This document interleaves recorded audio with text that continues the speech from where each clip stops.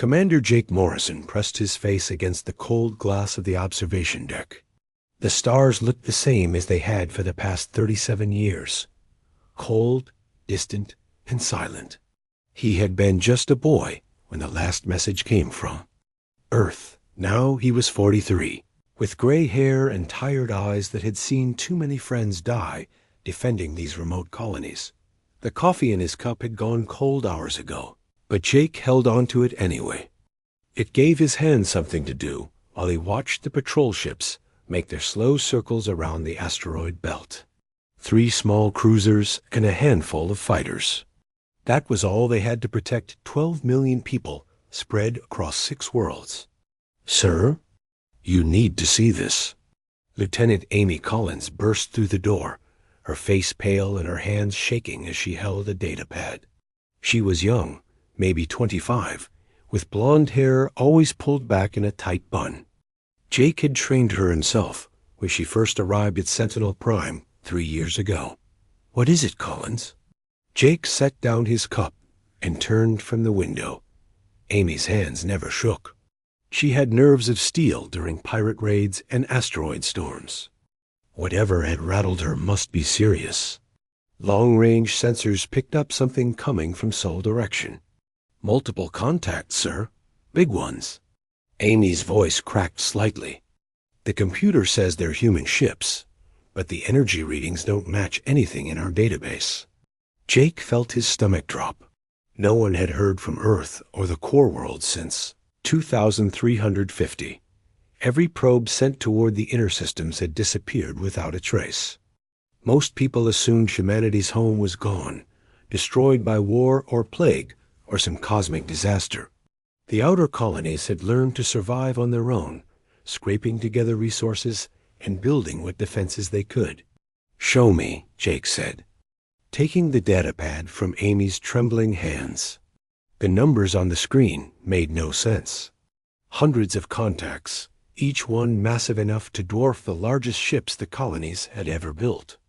The energy signatures were definitely human in origin, but the power levels were impossible. "When will they arrive?" Jake asked, his voice steady despite the fear growing in his chest. 18 hours, sir. Maybe less if they maintain current. Speed. Amy wiped sweat from her forehead. "Governor Parker has been trying to reach you on the emergency channel." Jake handed back the datapad and headed for the door. "Send word to all patrol ships. I want them back in defensive positions around the station. And get Dr. Hayes up here. If these really are human ships, he'll want to see this." The command center buzzed with activity when Jake arrived. Officers ran between stations, their voices tight with barely controlled panic. On the main screen, a tactical display showed the approaching fleet as red dots moving steadily toward the Kepler system. Each dot represented a ship larger than anything the colonies had ever seen. Governor Lisa Parker appeared on the communication screen, her usually perfect hair disheveled, and her eyes wide with worry. She had been elected to lead the colonial government just 2 years ago, promising stability and growth. Now she faced something no colonial leader had ever dealt with. "Jake, thank God," Lisa said. "Tell me you have some explanation for what we're seeing out there." "I wish I did," Jake replied. "All we know is that they're coming from Sol direction, and they're definitely human ships. Beyond that, your guess is as good as mine." Dr. Paul Hayes arrived moments later, slightly out of breath from running up 6 flights of stairs. He was a thin man in his 50s with wild gray hair and thick glasses that were always sliding down his nose. As the system's chief scientist, Paul had studied every scrap of data about the lost worlds for decades. "This is incredible," Paul said, staring at the tactical display. "Look at these energy signatures. The power output from these ships is beyond anything we thought possible. It's like they've made breakthrough discoveries in every field of science." "But where have they been for 37 years?" Amy asked. "Why didn't they answer our messages? Why didn't they send help when the pirates attacked New Boston?" Paul adjusted his glasses and frowned at the data. I don't know, but look at this. See these irregular patterns in the hull scans? These ships have been in battle. Serious battle. The damage patterns suggest weapons we've never seen before. Jake studied the scans more carefully. Paul was right. The approaching ships showed signs of extensive combat damage. Burn marks from energy weapons, patched holes that had been sealed with unknown materials, and strange modifications that looked almost organic. Governor, I recommend we prepare for anything, Jake said. These might be our people, but 37 years is a long time. We don't know what they've been through or what they've become. The hours crawled by as the mysterious fleet approached. The Colonial Defense Force took positions around Sentinel Prime, their small ships looking like toys compared to the massive vessels on the sensors. Every attempt at communication went unanswered. The approaching ships maintained perfect formation and steady speed, ignoring all radio signals and quantum transmissions. When the fleet finally arrived, it did so without ceremony. The ships simply appeared at the edge of the system, their massive forms blocking out stars. They moved with precision that seemed impossible for vessels of such size, taking positions that surrounded every colonial outpost and mining station. Jake watched from the observation deck as the largest ship positioned itself directly in front of Sentinel Prime. It was beautiful and terrifying at the same time, its hull gleaming with materials that seemed to shift and flow like liquid metal. Weapon ports dotted its surface, each one capable of destroying the entire station with a single shot. Still no response to our signals, Amy reported, her voice barely above a whisper. Then something changed. Jake felt it before he heard it. A strange tingling in his mind, like someone walking on his grave. The sensation grew stronger, and suddenly a voice spoke inside his head. Not through his ears, but directly into his thoughts. The voice was calm and cold, carrying an authority that made Jake's knees weak. It spoke with the weight of absolute command, and somehow Jake knew that every person in the system was hearing the same words at the same moment. Prepare for integration. Resistance is obsolete. The communication ended as suddenly as it had begun, leaving Jake and his crew staring at each other in shocked silence. Outside the window, the massive ships hung in space like sleeping giants, waiting for something Jake couldn't begin to understand. After 37 years of silence, humanity had returned. But the people in those ships might not be human anymore. Captain Ryan Bell gripped the armrests of his command chair as the massive ship moved closer to his cruiser New Horizon.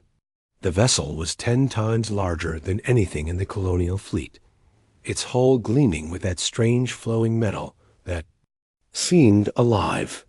Ryan had been captain for 8 years, but nothing had prepared him for this moment. They're requesting permission to board, his communications officer reported, sweat beading on his forehead. The man's voice shook as he spoke. They say they're coming, whether we agree or not. Ryan nodded grimly. Open the docking bay, but keep security teams ready. He knew his small crew couldn't fight these visitors if they turned hostile, but he had to try to protect his people. The boarding party arrived through the main airlock 20 minutes later. Ryan waited in the docking bay with 6 security officers, their weapons ready but lowered. When the visitors stepped through the doorway, Ryan felt his breath catch in his throat. They looked human, but something was wrong. The group moved together, in perfect coordination, their steps matching exactly. When one turned their head, the others did the same at precisely the same moment. Their eyes held an intelligence that seemed far too old for their young faces. The leader stepped forward and smiled, but the expression didn't reach her eyes. She was a woman who appeared to be in her 30s, with short dark hair and a uniform that bore the insignia of a Terran Defense Force admiral. Ryan knew that insignia from old records, but it should have been impossible. Captain Bell, the woman said, her voice carrying strange harmonics that made Ryan's ears ring. "I am Admiral Kate Stone. We need to talk." Ryan stared at her in disbelief. According to the colonial records, Admiral Kate Stone would be nearly 70 years old if she were still alive. The woman standing before him looked like she could be his daughter. "That's impossible," Ryan said. "Kate Stone would be an old woman by now." The Admiral smiled again, and this time Ryan heard something else beneath her voice. Other voices, speaking in perfect unison with her words. "Time moves differently when you're fighting a war across multiple dimensions, Captain. We have much to discuss." Ryan led the boarding party to his conference room, his mind racing with questions. Dr. Helen Foster joined them, along with his senior officers. Helen was the ship's chief medical officer and psychologist, a woman in her 40s with gray streaks in her brown hair and kind eyes that missed nothing. "You want to know what happened to Earth," Admiral Stone said, settling into a chair with fluid grace. Her companions stood behind her, their faces blank but their eyes constantly moving, as if they were watching things the colonials couldn't see. 37 years of silence, Ryan said. "We thought you were all dead." "We died," Stone replied calmly. "And we were reborn as something greater. Earth faced an enemy that conventional warfare couldn't defeat. We had to evolve or face extinction." "Doctor." Foster leaned forward, her professional curiosity overcoming her fear. "What kind of evolution are you talking about?" Stone's eyes seemed to look through Helen rather than at her. "We merged our consciousness with quantum artificial intelligences. Individual minds linked together into a collective awareness. We kept our personalities, our memories, our relationships, but we gained the ability to think and act as one species."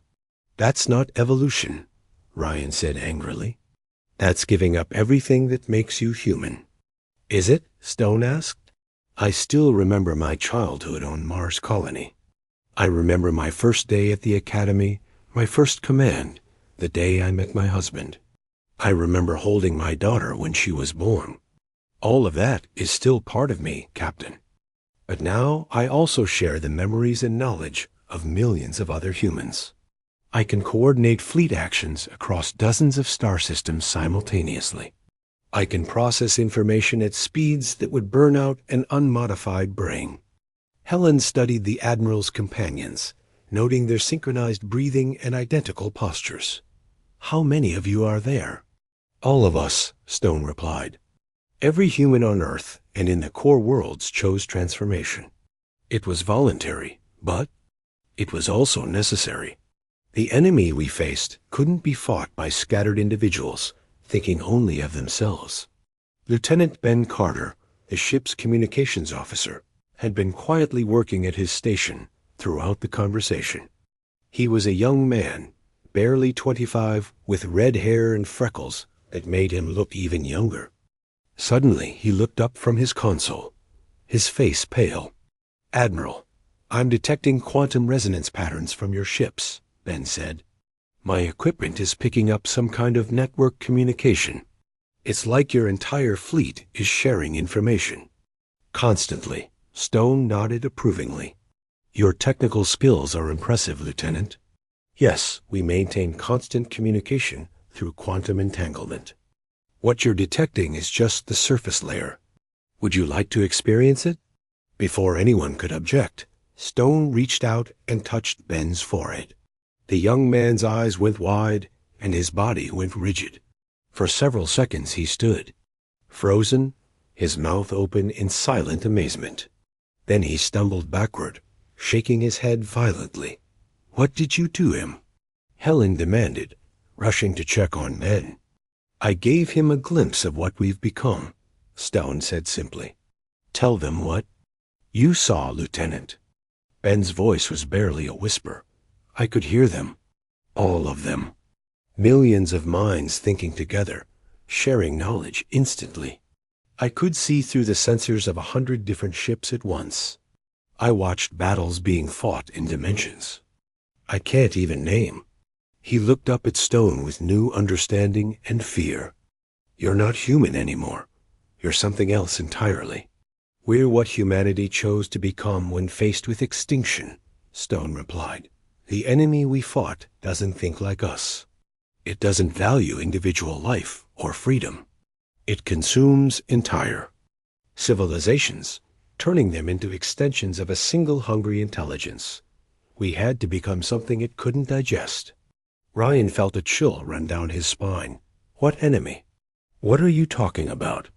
Stone's expression grew serious, and for a moment her perfect composure cracked slightly.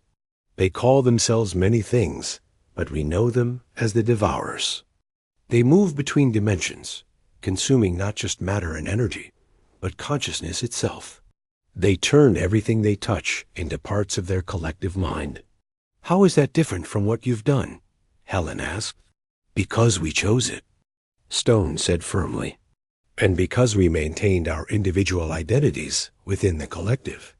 The Devourers erase everything that makes a person unique. They create unity through destruction. We created unity through cooperation. Dr. Foster made notes on her tablet, her scientific mind trying to process the implications. How long did this war last? 30 years, Stone replied. 30 years of fighting an enemy that exists partially outside normal spacetime. We learned to build ships that could follow them between dimensions. We developed weapons that function based on directed consciousness rather than mere energy. We became a species capable of fighting on their level. And you won? Ryan asked. Stone was quiet for a long moment. We contained them. The threat has been neutralized for now. But that's not why we're here, Captain. We came back to protect what remains of unmodified humanity. The colonies were our insurance policy, seeds from which the human race could regrow if we failed. Then why are you here now? Helen asked. If the war is over, why come back? Admiral Stone's perfect composure finally broke completely. For the first time since boarding the ship, she looked genuinely afraid. Because the Devourers have found you. They can track quantum signatures across interstellar distances, and our presence here has led them to the colonies. They're coming, and this time, we might not be able to stop them. The conference room fell silent as the terrible implications sank in. The colonists had spent 37 years building new lives in the outer systems, believing themselves safe and forgotten. Now they faced a choice that would determine the future of the human race. Outside the ship, a massive fleet waited in formation, their strange weapons and impossible technologies, ready for a war the colonists couldn't begin to understand. Colonel Sam Davis stood in the briefing room aboard Sentinel Prime, staring at images that made his mind hurt to look at.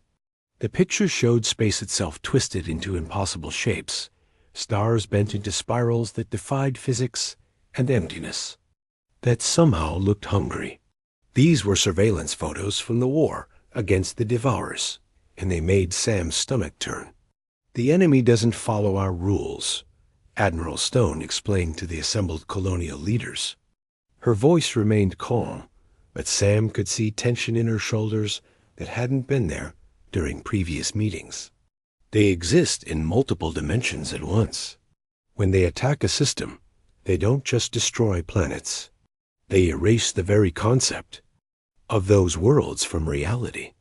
Governor Parker sat at the conference table, her face pale as she studied the briefing materials. Next to her, Dr. Ellen Murphy flipped through technical reports that described technologies beyond anything the colonies possessed.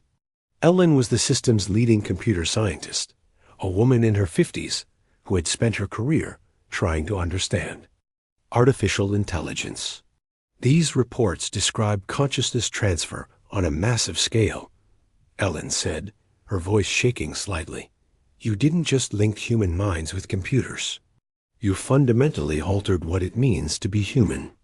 Admiral. Stone nodded. Dr. Murphy was working on similar research before the transformation. In fact, Her early papers helped inspire our solution. When the Devourers first appeared at the edge of our solar system, we realized conventional weapons were useless. They could step sideways out of our dimension whenever we attacked.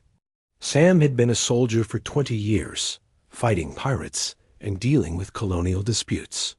But this was beyond anything in his experience. How do you fight an enemy that can disappear? Into another dimension? You follow them, Stone replied simply. Our transformed consciousness can perceive and interact with multiple dimensions simultaneously. We built ships that exist partially outside normal space-time. We developed weapons that attack the enemy's consciousness directly, rather than their physical form.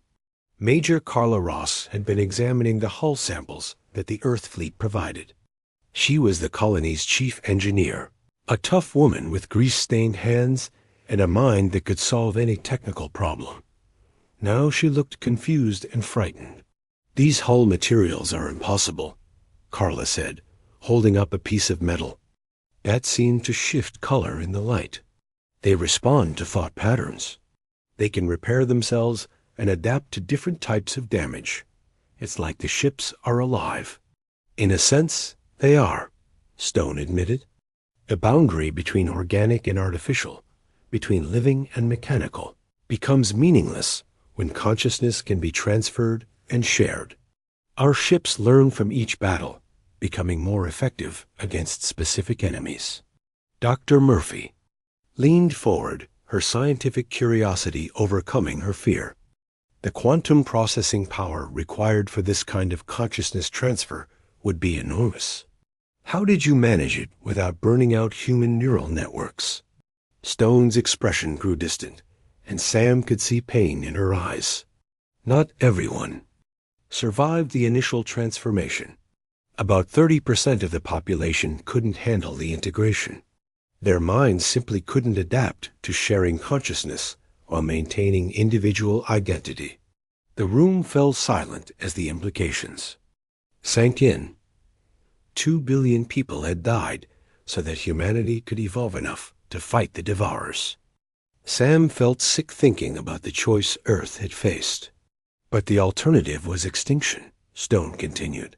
The Devourers had already consumed 3 star systems before we even knew they existed. Entire civilizations, billions of intelligent beings simply erased from reality. We found traces of hundreds of species that had fallen to them over millions of years. Governor Parker found her voice. "What exactly are these Devourers? Where do they come from?" "We're not entirely certain," Stone admitted. "They seem to be the remnant of an ancient species that underwent a similar transformation to ours, but lost the ability to maintain individual consciousness. They became a single vast intelligence that experiences existence as endless hunger. They consume other forms of consciousness because they're trying to reclaim what they lost." Admiral Gary Phillips materialized in the briefing room, his image projected through quantum communication from his flagship. Sam had read about Phillips in history books. The man had been humanity's greatest military strategist, responsible for victories in 3 different colonial wars. He should have been dead for over a decade, but the figure on the screen looked exactly as he had in his prime. "The tactical situation is complex," Phillips said, his voice carrying the same multi-tonal quality as Stone's.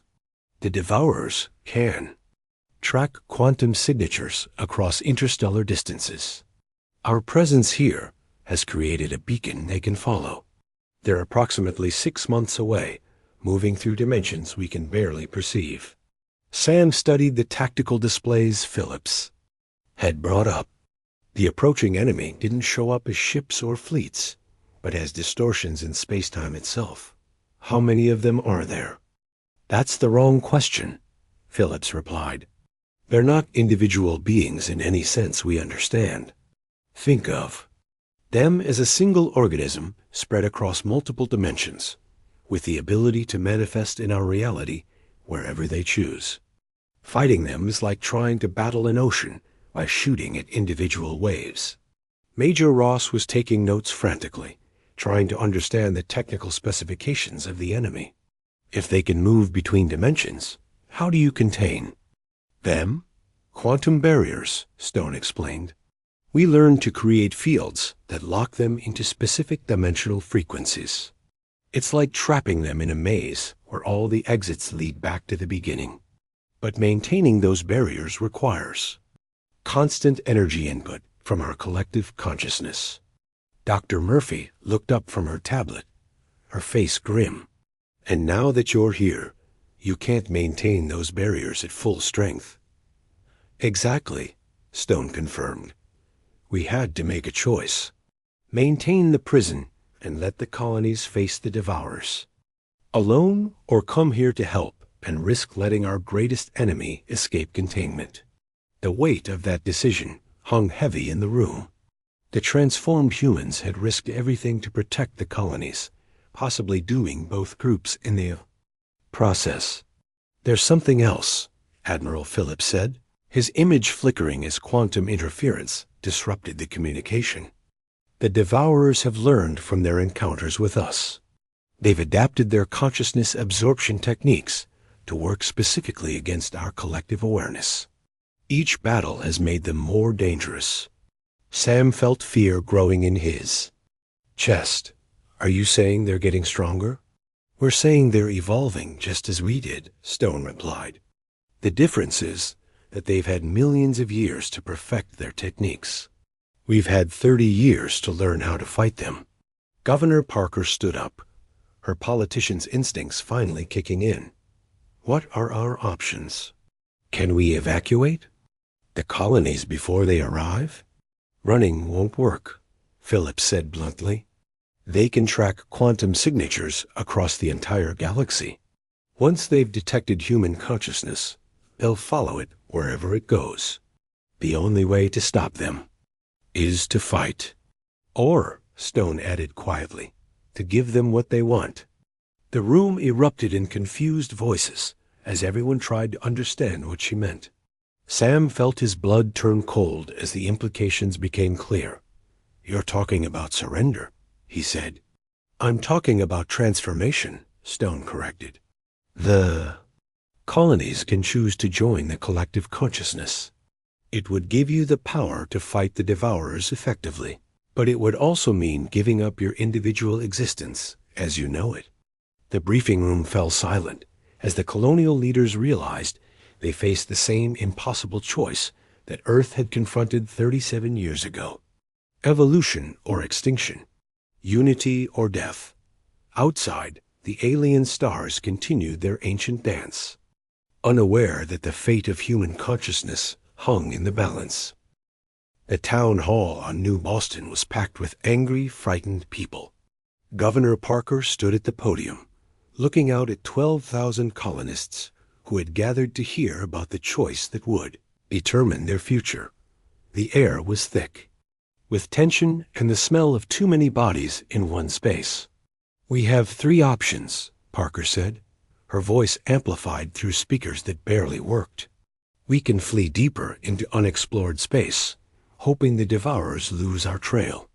We can stay and fight with our current technology, which Admiral Stone says will result in certain defeat. Or we can choose transformation, joining the collective consciousness like Earth did. A man in the front row shot to his feet. You're asking us to stop being human, he shouted. My grandfather fought to keep these colonies free.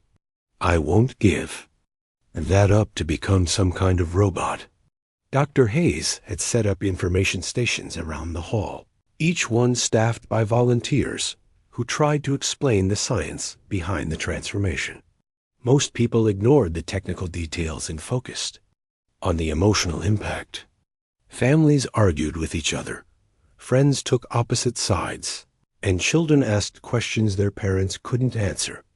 Captain Bell moved through the crowd, listening to conversations and trying to gauge the mood. As one of the senior military officers, people looked to him for guidance. But Bell himself was torn between his duty to protect the colonies and his belief that humanity's diversity was worth preserving. Captain, what do you think we should do? asked Maria Santos, a mother of 3 who worked in the mining operations. Her husband stood beside her, holding their youngest child, a boy who couldn't have been more than 5 years old. Belle knelt down to look the boy in the eyes. "What's your name, son?" "Tommy," the boy replied shyly. "Well, Tommy, what do you want to be when you grow up?" The boy thought for a moment. "A spaceship pilot, like in the stories." Belle smiled sadly. "That's a good dream. The question is whether we can keep dreams like that alive." He stood up and faced the parents. "I think we need to find a way to fight that doesn't require giving up everything that makes us who we are." Lieutenant Collins had volunteered for the preliminary transformation process 3 days earlier. She sat in the medical bay of Sentinel Prime, connected to quantum processing equipment that the Earth fleet had provided. Dr. Foster monitored her vital signs, while Admiral Stone supervised the procedure. "How do you feel?" Dr. Foster asked, checking the readouts on her instruments. Collins opened her eyes, and Foster immediately noticed they had changed. They held the same ancient intelligence she had seen in the transformed humans, but somehow Collins still looked like herself. "Different," Collins said slowly. "I can hear them, all of them, but I'm still me." "Describe what you're experiencing," Stone requested. "It's like being in a room full of people who are all having conversations at once, but somehow I can follow every discussion perfectly," Collins explained. "I know things I never learned. I can see through the sensors of ships I've never been on, but my memories, my personality, they're all still here." Dr. Foster made notes on her tablet. "Any negative effects? Pain, disorientation, loss of individual thought?" "No pain," Collins replied. "The disorientation is fading as I adapt, and I definitely haven't lost my individual thoughts. If anything, I can think more clearly than ever before." She paused, listening to something only she could hear. "There's something else. I can sense the devourers approaching. They feel like a cold wind blowing through space, erasing everything in their path."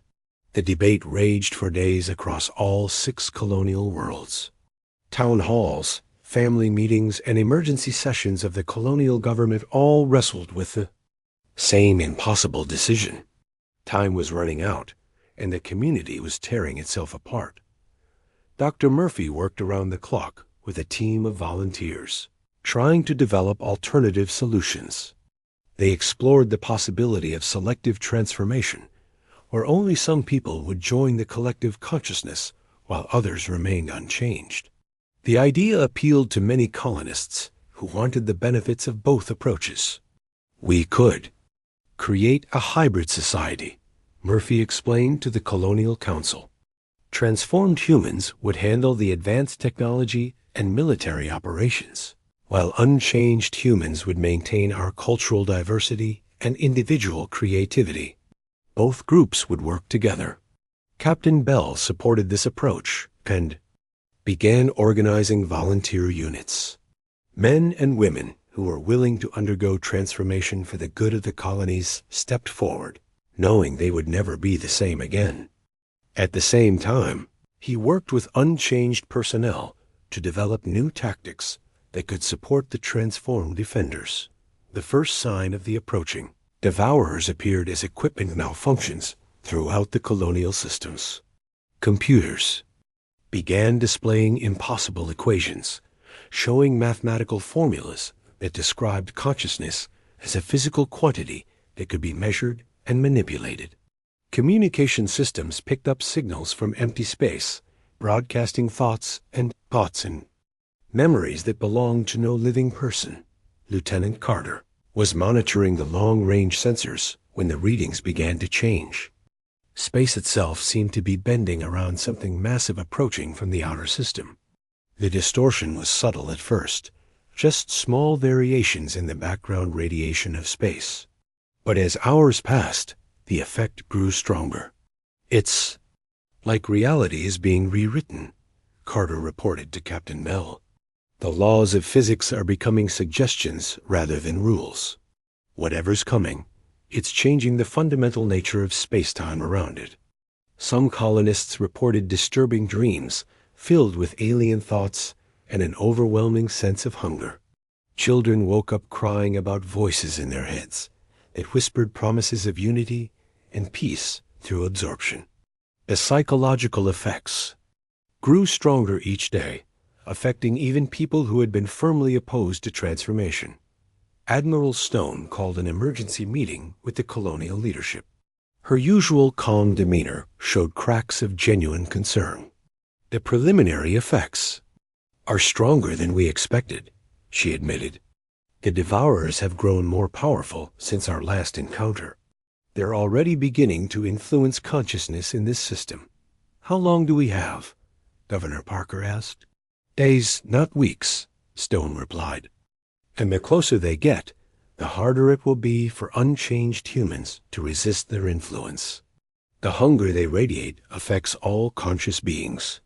Eventually, people will begin walking toward their ships voluntarily, seeking the peace that Comey's from surrender." Bell felt a chill run down his spine. "Are you saying we don't really have a choice anymore?" "I'm saying the choice is becoming simpler," Stone answered. "Transform willingly and retain your individual identity within the collective, or be absorbed against your will and lose everything that makes you unique." The final vote was scheduled for the next day. Across the 6 colonial worlds, billions of people would decide the future of humanity in the outer systems. The transformation centers were ready, the evacuation ships were fueled, and the defensive positions were manned by volunteers who knew they were probably going to die. As night fell over New Boston, families held each other close and tried to imagine what tomorrow would bring. In the distance, space itself began to flicker and bend as something vast and hungry drew closer to their small corner of the galaxy.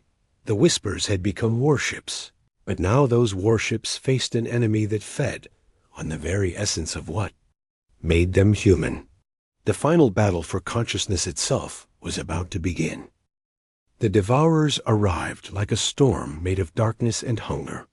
Space around the Kepler system began to twist and bend as reality itself became unstable. Stars flickered and changed color, planets moved in impossible orbits, and the laws of physics became suggestions rather than rules. Captain Bell watched from his command chair as instruments throughout his ship began displaying readings that made no sense. "Gravity is flowing backward in Sector 7, his navigation officer reported, her voice tight with fear. "The asteroid belt is forming geometric patterns that follow no natural law. And sir, I'm reading life signs from empty space." L gripped his armrests as the ship shuddered around him.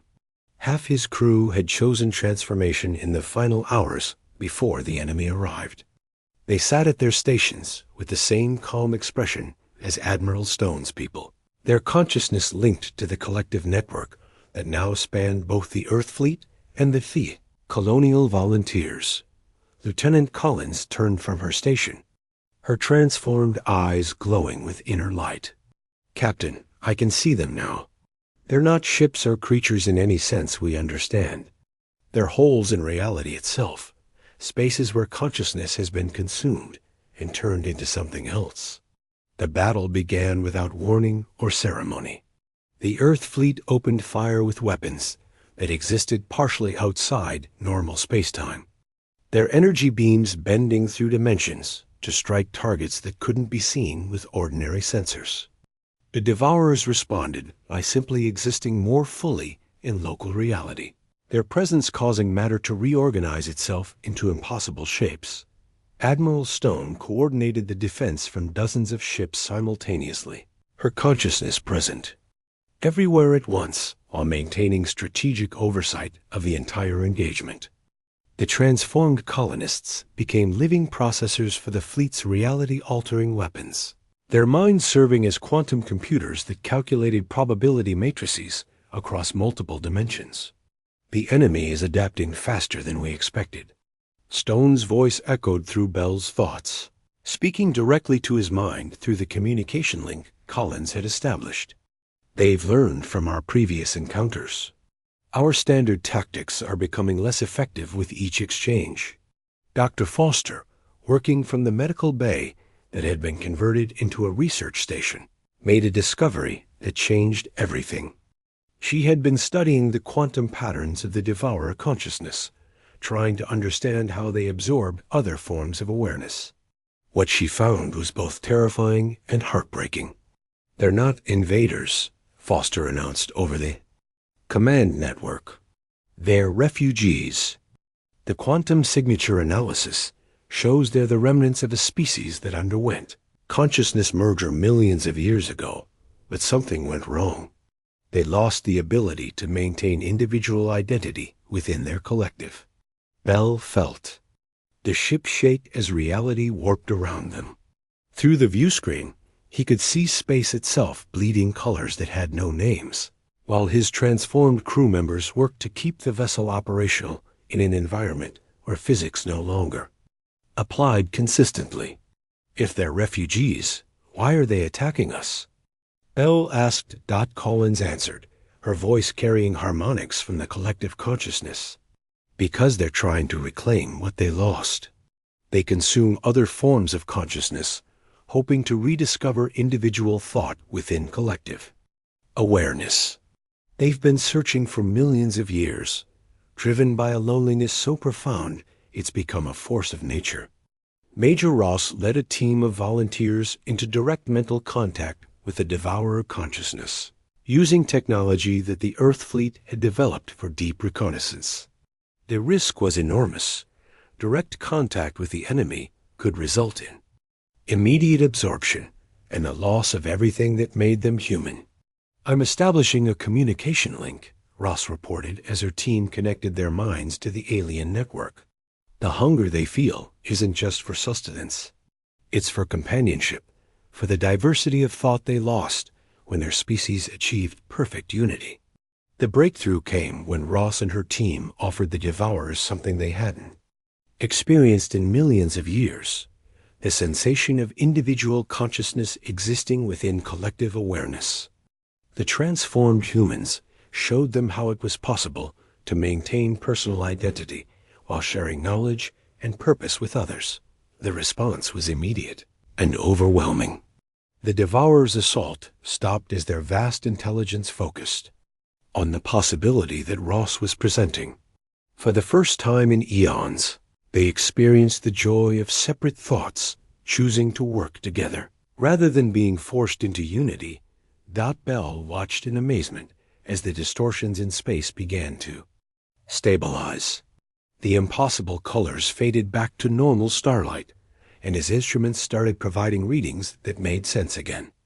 The devourers were still present, but they were no longer actively trying to consume everything around them.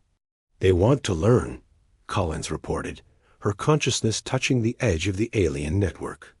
"They're offering to share knowledge in exchange for understanding how we maintain individual identity within collective awareness."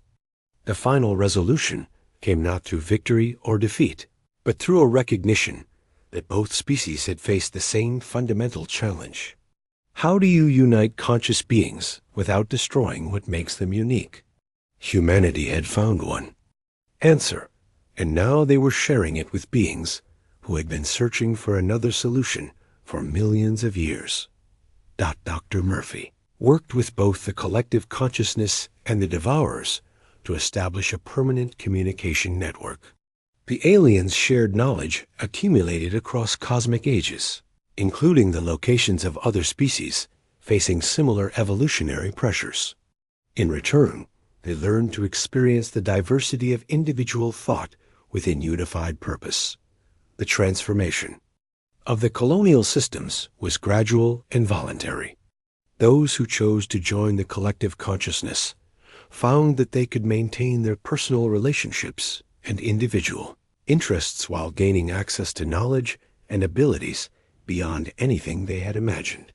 Those who remained unchanged discovered that they could work alongside their transformed neighbors without losing their own identity. Children born after the integration grew up naturally capable of both individual thought and collective consciousness.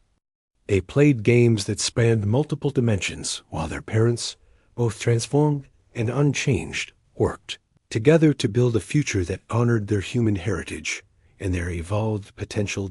Captain Bell stood on the observation deck of his ship, now serving as a liaison between the unchanged humans and the collective consciousness. Through the transparent metal, he could see ships from 3 different species working together to explore the galaxy, each one bringing their own approach to the balance between individual identity and collective cooperation. The whispers of isolated human settlements had indeed become warships, but more importantly, they had become a voice of hope for conscious beings throughout the galaxy. The colonies had found a way to evolve without losing what made them human, and in doing so, they had offered salvation to an ancient enemy and built the foundation for a future where diversity and unity could coexist.